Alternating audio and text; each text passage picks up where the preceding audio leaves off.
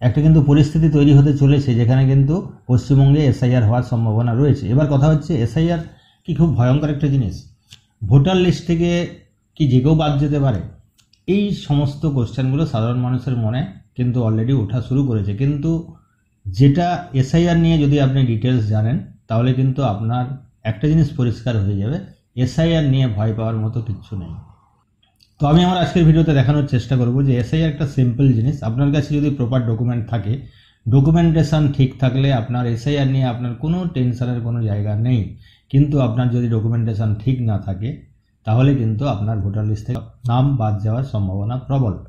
এবার আমি আমার আজকের ভিডিওতে দেখাবো যে এই পুরো সিস্টেমটা বিএলওদের মাধ্যমে কিভাবে করা হবে এবং ইলেকশন 2026কে লক্ষ্য রেখে কিভাবে প্রসেসিংটা চলছে স্টেপ বাই স্টেপ আমি দেখাবো কিভাবে কাজটা হবে। এবং বিএলওদের যে দায়িত্বগুলো এখনো পর্যন্ত আমরা দেখে এসেছি, যারা এক্সিস্টিং বিএলও রয়েছেন, যারা আগেও ছিলেন এখনও আছেন স্থায়ী কর্মী যারা, তারা যে কাজগুলো আগে করে এসেছেন এবার কিন্তু একটা ভিন্ন ধরনের কাজ করতে হবে নো ডাউট 2026-এর ইলেকশনকে সামনে রেখে নির্বাচন কমিশনের নির্দেশিকা অনুযায়ী। এটা কিন্তু জেনে রাখুন। এই এসআইআর এর যে মূল যে ব্যাপারটা রয়েছে এনুমিনেশন ফর্ম, সেই ফর্মটা আপনি কিভাবে ফিল আপ করবেন, অনলাইন নাকি অফলাইন, কোথায় জমা করবেন, কিভাবে, সমস্ত কিছু ডিটেলস কিন্তু আমার এই ভিডিওতে আজকে থাকছে। তাই ভিডিওটা স্কিপ না করে দেখতে থাকুন। আশা করি ভিডিওটা দেখার পরে আপনাদের সমস্ত ভয় কেটে যাবে এবং আগামী দিনে কি করতে হবে আপনাদের সে সম্পর্কে সম্যক ওয়াকিবহাল আপনারা হয়ে যাবেন। তো চলুন ভিডিওটা শুরু করি। তার আগে নমস্কার, আমি স্বপন, আপনারা দেখছেন ইগল একাডেমি, সঠিক তথ্য, সম্পূর্ণ তথ্য। তো প্রথমেই আমি যেটা নিয়ে আলোচনা করব সেটা হচ্ছে এসআইআর হলো নির্বাচন কমিশনের একটি বিশেষ ভোটার তালিকা সংশোধনের প্রক্রিয়া, যেখানে নিবিড়ভাবে বিশদ যাচাইয়ের মাধ্যমে এবং সময়সীমাবদ্ধভাবে বিদ্যমান ভোটার বা এক্সিস্টিং ভোটার যারা তালিকা যাচাই করা হবে, সংশোধন করা হবে। এটি সাধারণ সংশোধনের চেয়ে বেশি কার্যকর এবং বিস্তারিত, এবং যেখানে বাড়ি বাড়ি গিয়ে তথ্য সংগ্রহ, নতুন ভোটার নিবন্ধকরণ, মৃত ভোটারের নাম বাতিল, ভুল সংশোধন প্রভৃতি করা হয়। প্রত্যেক বছরই ইলেকশনের আগে হোক কি ইলেকশনের পরে হোক, মাঝামাঝি হোক, প্রতি বছরই কিন্তু এই সংযোজন, বিয়োজন, মৃত ভোটারের নাম বাদ দেওয়া, বিবাহিত ভোটারের নাম যোগ করা বা বাদ দেওয়া, এগুলো কিন্তু প্রত্যেক বছরই হয়ে থাকে। তাহলে এটা এক্সট্রা কি হচ্ছে, এসআইআরটা কী জিনিস হচ্ছে, নিবিড়ভাবে এবং বিশদ যাচাইয়ের মাধ্যমে। যে আগে একটা মুখে বললেই হয়ে যেত, কোনো ডকুমেন্টেশন লাগতো না, কিন্তু এখন ডকুমেন্টেশন দিয়ে নিবিড়ভাবে এটাকে তথ্য যাচাই করা হবে ভোটার লিস্টে যাদের নাম রয়েছে তাদের সম্পর্কে। এর লক্ষ্যটা কি? লক্ষ্য খুবই সময়োপযোগী। যেমন ভোটার তালিকাকে সঠিক ও আপডেট রাখা, প্রতিটি যোগ্য নাগরিকের নাম তালিকায় অন্তর্ভুক্ত করা, অযোগ্য বা ভুল ভোটারের নাম বাদ দেওয়া, নির্বাচনের আগে সুষ্ঠু ও নির্ভুল ভোটার তালিকা নিশ্চিত করা। এটা একটা খুব প্রয়োজনীয় একটা স্টেপ, যেটা কিনা এসআইআর বলা হচ্ছে। এটা সমস্ত রাজ্যে কিন্তু লাগু হওয়া উচিত। স্পেশাল ইন্টেন্সিভ রিভিশন 2025-এর যে স্টেপগুলো পরপর হবে, দেখুন এখানে কিন্তু বিএলওদের যে কাজ আমরা আগের ভিডিওতে বলেছি, আমাদের চ্যানেলে যে ভিডিও রয়েছে সেই কাজের সাথে কিন্তু এই কাজটা অ্যাড হবে। এই কাজটা কিন্তু আগে বলা ছিল না, এবার দেখুন এই কাজটা অ্যাড হয়ে যাচ্ছে। আপনি যা যা জানেন বিএলও কাজ সম্পর্কে সেগুলো তো রয়েছেই, তার সাথে এটা এসআইআর এর জন্য অ্যাড হচ্ছে। দেখুন এখানে বাংলা এবং ইংরেজি দুটোই করে দেওয়া রয়েছে। দেখুন ইআরও অর্থাৎ ইলেকশন রেজিস্ট্রেশন অফিসার সমস্ত বিদ্যমান ভোটারদের, মানে এক্সিস্টিং যে ভোটার রয়েছে ভোটার লিস্টে 2002 সালের যে ভোটার লিস্ট, সেই ভোটার লিস্টে যে সমস্ত ভোটাররা বিদ্যমান বা এক্সিস্টিং, তাদের পূরণযোগ্য 2 কপি এনুমিনেশন ফর্ম প্রিন্ট করে সংশ্লিষ্ট বিএলওদের প্রদান করা হবে।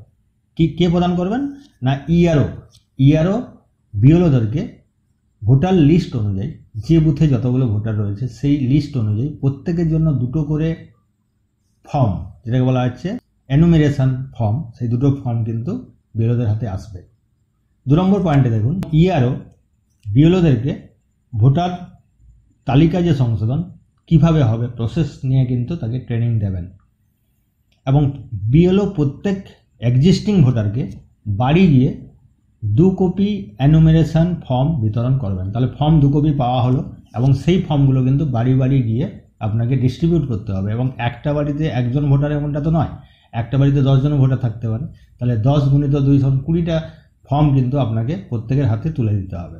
এবং শুধু তুলে দেওয়া নয়, আপনি যেহেতু ট্রেনিংটা পেয়েছেন কীভাবে ফর্মটা ফিল আপ করতে হবে, ঠিক সেই কাজটা আপনাকে সাধারণ মানুষকে বোঝাতে হবে যে ফর্মটা আপনি কীভাবে ফিল আপ করবেন। বিএলও জনগণের কাছ থেকে ফর্ম এবং প্রয়োজনীয় কাগজপত্র সংগ্রহ করবেন। এবার আপনি ফর্মটা দিয়েছেন, সেটা কিছুদিন পর আপনি কিন্তু কালেক্ট করে নেবেন। এবার আপনি কালেক্ট করার অনেকগুলো প্রসেস হতে পারে।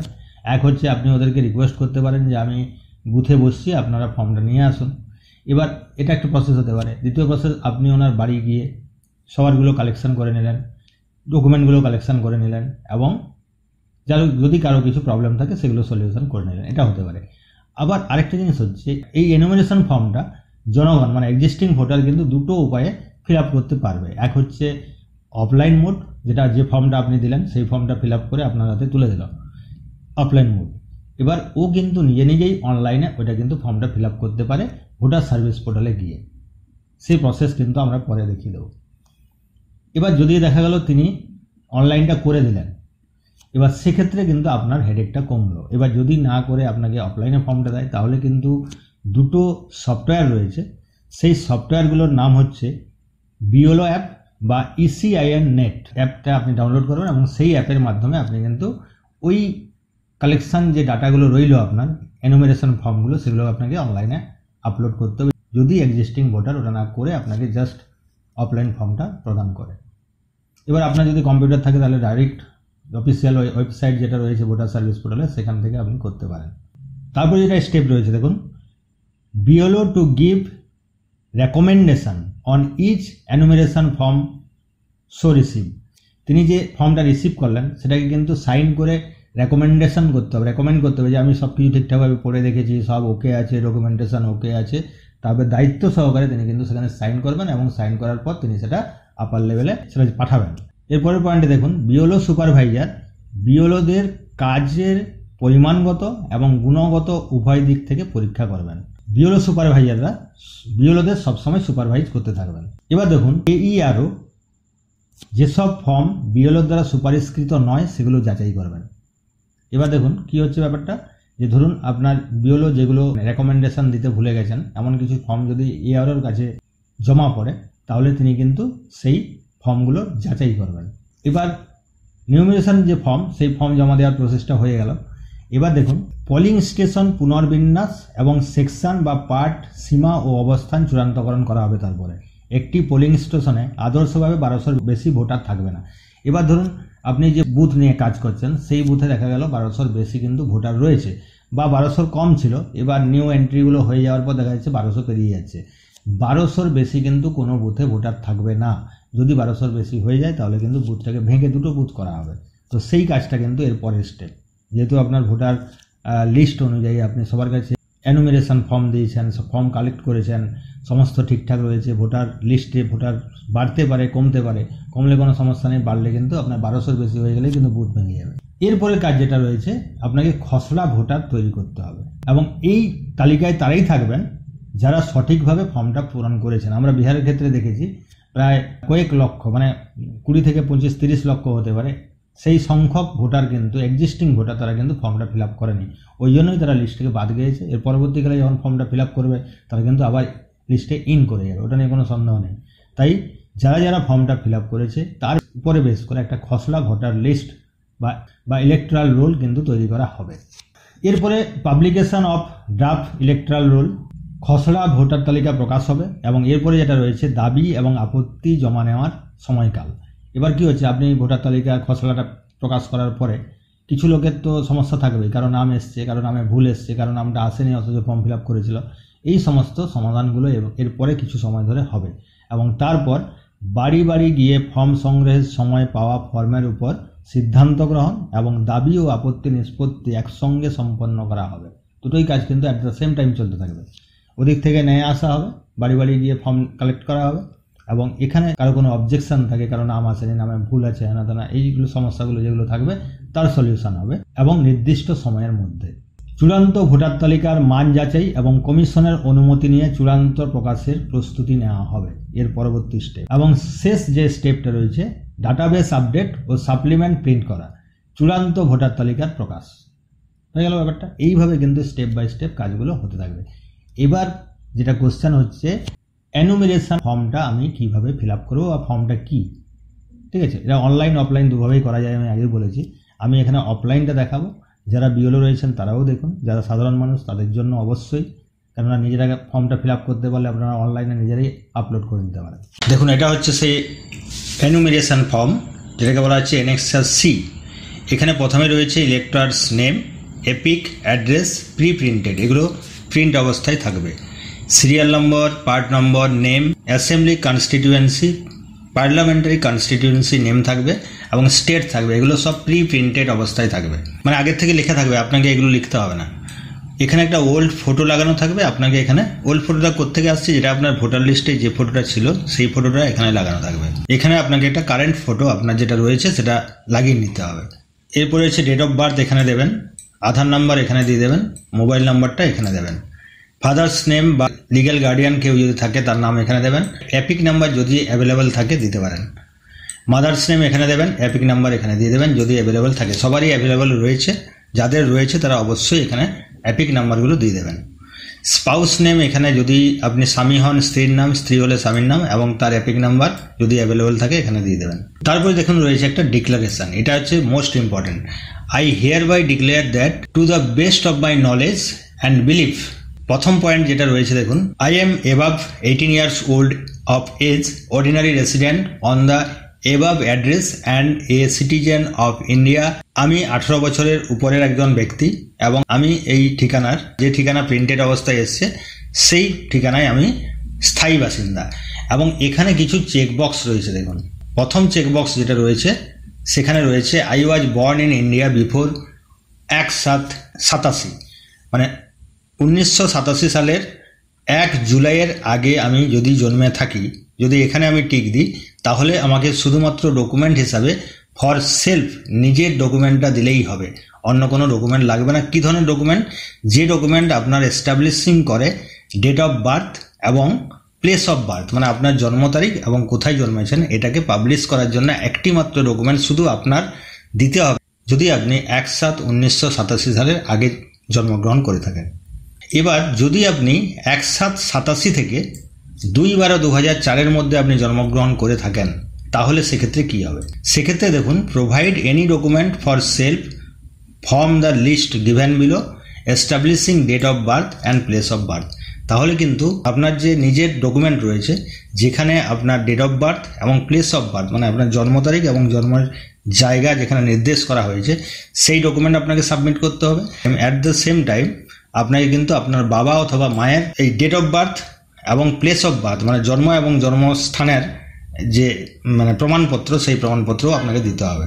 তাহলে কি দাঁড়ালো? যদি আপনি 1/7/87 থেকে 2/12/2004 পর্যন্ত সময়ে, সেই সময়ের মধ্যে যদি আপনার জন্মগ্রহণ হয়ে থাকে তাহলে আপনার নিজের একটা ডকুমেন্ট দিতে হবে যেখানে জন্ম তারিখ এবং জন্মস্থানের বিবরণ থাকবে বা প্রমাণ থাকবে, এবং আপনার বাবা অথবা মায়ের একটা ডকুমেন্ট দিতে হবে যেখানে ওনার জন্ম এবং জন্ম তারিখ এবং জন্মস্থানের বিবরণ থাকে, একটা ডকুমেন্ট দিতে হবে যদি আপনি 1/7/87 থেকে 2/12/2004 মধ্যে জন্মগ্রহণ করেন। এক্ষেত্রে আমি আপনাদের বলে রাখি, এই দুটো পয়েন্ট যদি আপনি জন্মগ্রহণ করেন 1987 সালের আগে, 1/7/1987 আগে অথবা পরে, কিন্তু 2/12/2004 মধ্যে, তাহলে কিন্তু 2002 সালের যে ভোটার লিস্ট সেই ভোটার লিস্টে আপনার নাম থাকার সম্ভাবনা প্রবল, মানে থাকবেই ধরে নেওয়া যায়। যদি আপনার নাম থাকে তাহলে শুধুমাত্র সেই ভোটার লিস্ট, সেই লিস্টের ওই অংশটুকু যেখানে আপনার নামটা রয়েছে ওই কপিটা জমা দিলেও কিন্তু আপনার কাজ চলে যাবে, অন্য কোনো ডকুমেন্ট লাগবে না। পরিষ্কার হলো ব্যাপারটা? যে শুধুমাত্র যে আপনাকে বার্থ সার্টিফিকেট বা ইত্যাদি ইত্যাদি যে 11টা ডকুমেন্টের কথা আমি পরে আপনাকে বলবো, সেগুলো যদি আপনার কাছে থাকেও এবং আপনার যদি ভোটার লিস্টে আপনার নাম থাকে তাহলে সেই ভোটার লিস্ট, যেটা ফাইনাল ভোটার লিস্ট 2002 সালের, সেই 2 সালের যদি 2002 সালের ভোটার লিস্টে যদি আপনার নাম থাকে তাহলে সেই লিস্টের সেই অংশটুকু দিলে কিন্তু আপনার আর কোনো ডকুমেন্ট লাগবে না। এবার যদি মনে করুন আপনার জন্মটা হয়ে গেছে 2/12/2004, তার পরবর্তী সময়, তাহলে কি হবে? সেক্ষেত্রে প্রথমে যেটা দিতে হচ্ছে আপনার নিজেরটা দিতে হবে। মানে কীটা দেবেন? আপনার জন্ম তারিখ এবং আপনার জন্মস্থানের বিবরণ দেওয়া আছে এমন কোনো document. At the same time আপনার বাবারটাও আপনাকে দিতে হবে এবং আপনার মায়েরটাও আপনাকে দিতে হবে। এবার মনে করুন কোনো ক্ষেত্রে দেখা যাচ্ছে if any parent is not Indian, এরকম যদি ব্যাপারটা হয়ে যায় তাহলে আপনাকে তার পাসপোর্ট এবং ভিসা আপনাকে কিন্তু দিতে হবে যদি ইন্ডিয়ান না হয়। এবার তারপরের পয়েন্ট যেটা চলে আসছে দেখুন, I was born outside of India. তাহলে কি করতে হবে? তাহলে আপনাকে attach proof of birth registration issued by Indian mission abroad, এর সার্টিফিকেট আপনাকে দিতে হবে। এবার যদি I have acquired Indian citizenship by registration or neutralisation, তাহলে সেক্ষেত্রে আপনাকে অ্যাটাচ করতে হবে কিনা certificate of registration of citizenship. তাহলে সিটিজেনশিপ রেজিস্ট্রেশনের সার্টিফিকেট আপনাকে দিতে হবে যদি আপনি ইন্ডিয়ান সিটিজেনশিপ পেয়ে থাকেন, বিদেশ থেকে এসেছেন সিটিজেনশিপ পেয়ে গেছেন। তারপরে রয়েছে দেখুন point, I am applying for inclusion in the electoral roll and my name is not included in any other assembly constituency parliamentary constituency। আপনি আবেদন কেন করছেন? কারণ আপনার অন্য কোথাও কোনো অ্যাসেম্বলিতে বা পার্লামেন্টে আপনার কিন্তু কোনো নাম নেই, তাই আপনি এখানে ইনক্লুডিং করার জন্য আপনি অ্যাপ্লিকেশনটা করছেন। এবার তারপরে একটা ঘোষণা রয়েছে, স্বঘোষণা, যেটা সাধারণত যেমন থাকে যে আমি যা বলছি সবই ঠিকঠাক বলছি, কোনো ভুল নেই, এবং ভুল থাকলে আমি শাস্তিযোগ্য অপরাধ। I am aware that making the above statement or declaration in relation to this application which is false and which I know or believe to be false or do not believe to be true is punishable under section 31 or of representation of the people act 1950। তো এই ডিক্লারেশনের শেষে আপনার যে signature বা থাম impression আছে এখানে আপনি দিয়ে দেবেন, এখানে ডেটটা দিতে হবে, এখানে প্লেসটা দিতে হবে। এই ছোট্ট একটা ফর্ম, এখানে এমন কিছু জটিল কোনো ব্যাপার নেই, ঠিক আছে। এরপরে চলে আসি আমি কি কি ডকুমেন্ট আপনাকে সাবমিট করতে হবে। এখানে প্রথমে লিখেছে দেখুন, any identity card, pension payment order issued to regular employee বা pensioner of any central government, state government বা পিএসইউ থেকে আপনার একটা ডকুমেন্ট আপনি নিলেই হবে। 2 নম্বর ডকুমেন্ট হচ্ছে any identity card certificate document issued in India by government, local authorities, bank, post office, LIC, PSU period to 1/7/87। 3 number যেটা option রয়েছে দেখুন, birth certificate issued by the component authority, passport, matriculation বা educational certificate issued by the recognised board university, এগুলো প্রত্যেকটা লোকেরই রয়েছে কিন্তু, সুতরাং ভয় পাওয়ার মতো কিছু নেই। Permanent residence certificate issued by the component state authority, forest right certificate, OBC SC ST certificate যদি থাকে সেটাও আপনি এখানে কিন্তু দিতে পারেন, এবং ন্যাশনাল রেজিস্টার ফর সিটিজেন এবং family register prepared by state or local authorities, any land house allotment certificate by the government. দেখুন এগুলো খুব সিম্পল কয়েকটা সার্টিফিকেট বা কোনো একটা ডকুমেন্ট, যেগুলো সবগুলোই কিন্তু ম্যাক্সিমামগুলোই কিন্তু আপনার কাছে অ্যাভেলেবল। আপনাকে এর জন্য আজ থেকে রাতের ঘুম ছেড়ে দিয়ে ডকুমেন্টের পিছনে দৌড়ানোর কোনো দরকার নেই। এই সমস্ত ডকুমেন্টগুলোর মধ্যে কোনো একটা ডকুমেন্ট আপনি দিতে পারলেই আপনার কিন্তু ভোটার লিস্টে আপনার নাম থাকবে, এবং নতুন করে করতে চাইলে ভোটার লিস্টে নাম চলে আসবে। তো এরপরে সবথেকে যেটা মোস্ট ইম্পর্টেন্ট ব্যাপার, যেটা অর দিয়ে লেখা আছে, যে ইলেকটোরাল রোল অফ 2002 সালের যে ইলেকটোরাল রোল, সেই ইলেকটোরাল রোলে যদি আপনার নাম থাকে তাহলে আপনার কোনো ডকুমেন্টই লাগবে না। যে অংশটুকুতে আপনার নামটা রয়েছে সেই অংশটুকুর একটা জেরক্স কপি যদি আপনি অ্যাটাচ করে দেন অ্যাপ্লিকেশনের সঙ্গে, দ্যাটস এনাফ। তাই এটা নিয়ে ভয় পাওয়ার মতো কোনো ব্যাপার কিন্তু নেই। আপনাদের কাছে সমস্ত ডকুমেন্ট রয়েছে, আপনারা ওয়েট করুন কখন এটা শুরু হচ্ছে, এবং আপনারা নির্ভয়ে থাকুন, এবং আপনাদের যে ফর্মটা বিএলও থ্রু দিয়ে আসবে সেই ফর্মটা আপনারা ফিল আপ করুন। আশা করি সমস্ত ব্যাপারটা ক্লিয়ার হয়ে গেছে, আর কোনো ধোঁয়াশা নেই। ভালো থাকবেন, সুস্থ থাকবেন। এখানেই ভিডিওটা শেষ করছি। নমস্কার।